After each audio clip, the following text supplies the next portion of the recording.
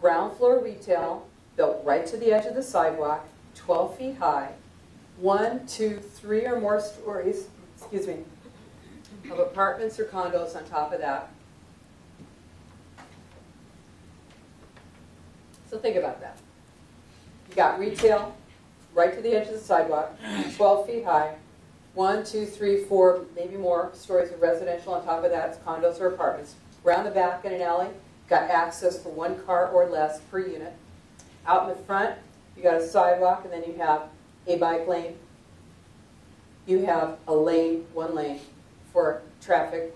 It could be, you might have a high-speed bus on there. You might have the promise of a transit corridor. You might, at some point, be planning to have a train coming through there. And then there's a median, traffic calming. They're changing the street design so that it's less, it's more difficult for you to move through your city, your town. Okay, that's what it looks like.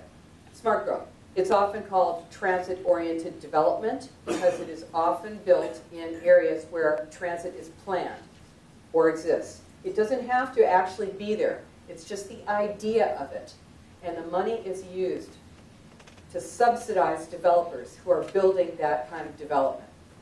Now, it may never actually be occupied, or it may take a long time to get it occupied, but that is not important because it is the hardscape for your future, and it has been subsidized by your taxes.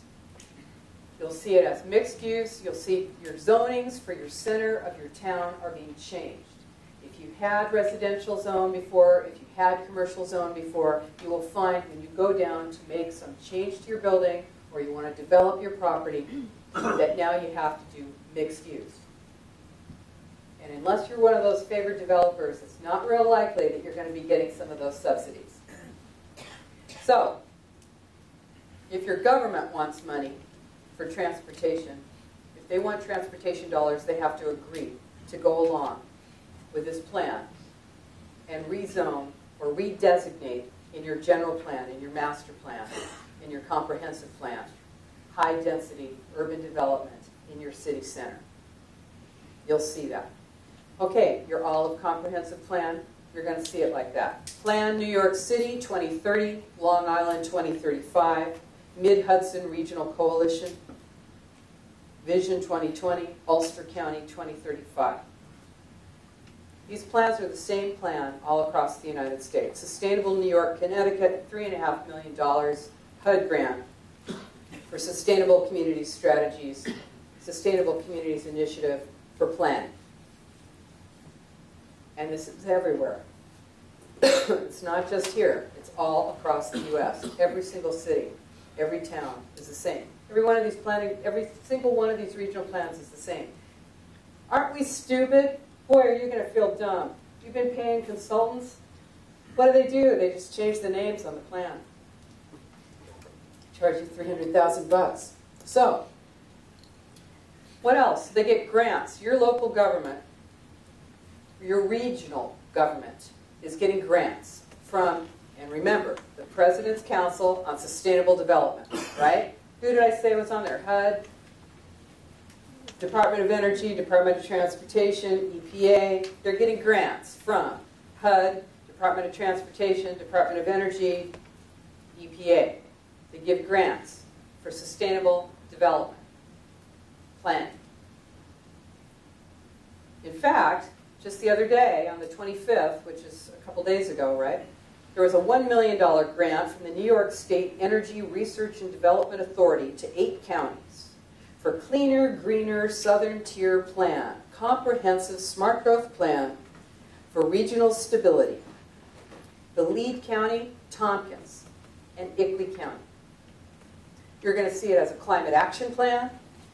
They're going to identify priority development areas and priority conservation areas. Now this is where you have to get concerned, because you know you're not in an urban area. You're in the wildlands. You'll see it as visioning for sustainable communities. These are public-private partnerships where your government is actually partnering with corporations And the corporations are funding nonprofits, often environmental groups, that are beating the drum for smart growth and sustainable communities. It's a circle. Now, remember I told you about, remember I told you the image, showed you the image of Agenda 21 of Sustainable Development's 3 circles, right? So here's the, I don't know if you call it the comprehensive plan, right? Here. So here's the comprehensive plan, the general plan for Marin County, California. This is the county right next to mine, where I live. This is the cover of it. And right inside the plan, you see the image. Now, they don't tell you about Agenda 21 in here. They don't mention that. They say it was the World Commission on Environment and Development. But you'll often see that. You'll see it in the Los Angeles County General Plan. You see it all across the United States in the General Plan. If you don't see the image, you'll see it as social equity, the environment, and development. You'll see those 3 words. You're going to see those 3 words together all the time. This is something to look at, think about. This is in every single plan in our country. Now, here's something in San Francisco Bay Area. We've got a $200 billion transportation plan over the next 25 years. And if your community, your town, wants any of that piece of pie, they better agree to build what? Smart growth. And not only build it, but build it where they tell them to. Winners and losers is part of this plan. I'm not talking about within a section of town. I'm not even talking about within a 10-block area. I'm talking about actual locations for where property has to be developed with this smart growth. Think about that. If you're an owner of that property, you're doing pretty well. Maybe. Unless you don't have a track record for developing smart growth. And it's real hard to get a loan on that. And you've got to be somebody that your town wants to partner with. So you may end up losing your property. Now, you know, I told you, just to eminent domain. Now, you know, I told you that all these plans are the same. So I want you to know that the plans are definitely the same. All regional plans are the same. You've got 1 Bay Area, 1 Valley, 1 Vision, 4 states, 1 vision, 3 states, 1 vision. That's Tennessee, Alabama, Georgia. 16 counties, 3 states, 1 vision.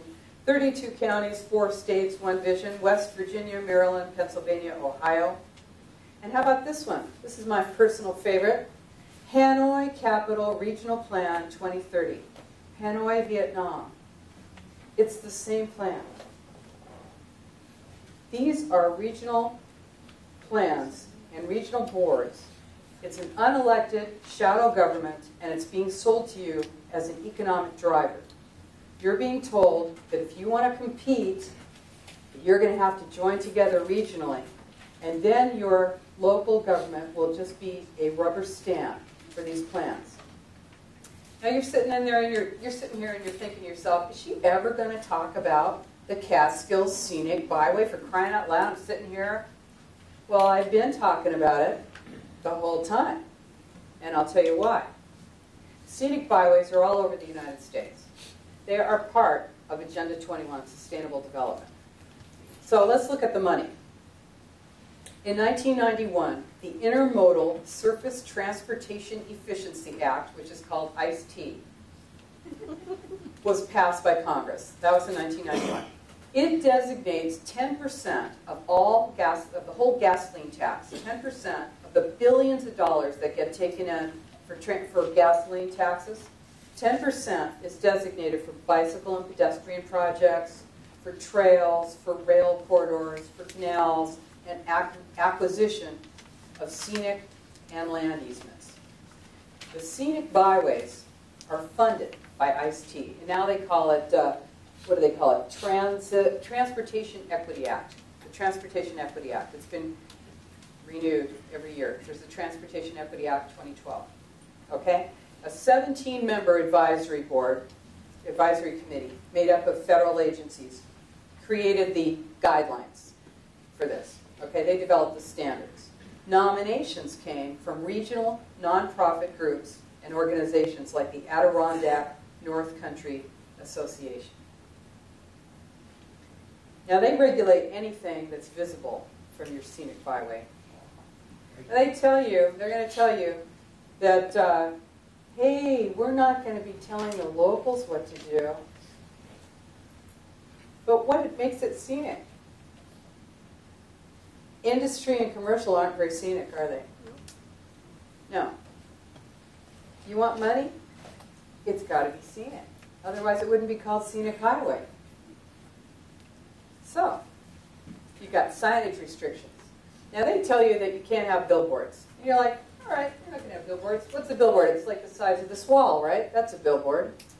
No. Under this plan, signage, a billboard, can be like 3 by 5 feet. If it's visible from the roadway, it's a billboard. If it's visible from the roadway.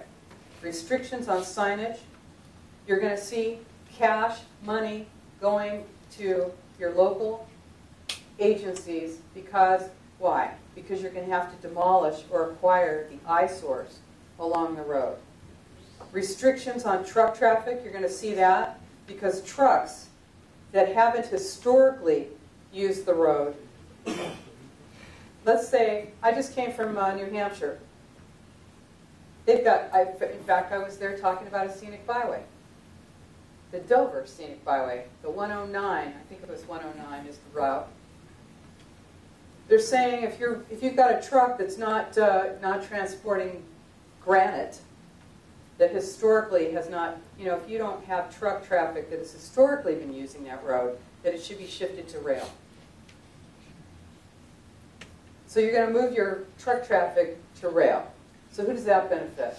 Whoever your rail authority is, whoever's going to have to maintain those rails. And a lot of these things, they're moving traffic off of the roads because the goal is to turn you into a museum. Hey, you don't want to actually live in your life, do you? You just want to watch it through a glass window. So, industry, commercial uses, sometimes they're not pretty, but this is what makes us independent, right?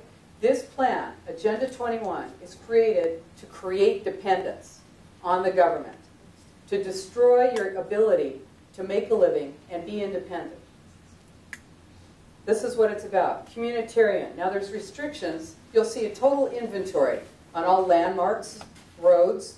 In some areas, I just came from New Hampshire. I don't know if you guys have been there. It was my first time. And of course, I flew over it at first. And I looked down and I go, there's an awful lot of trees in this state.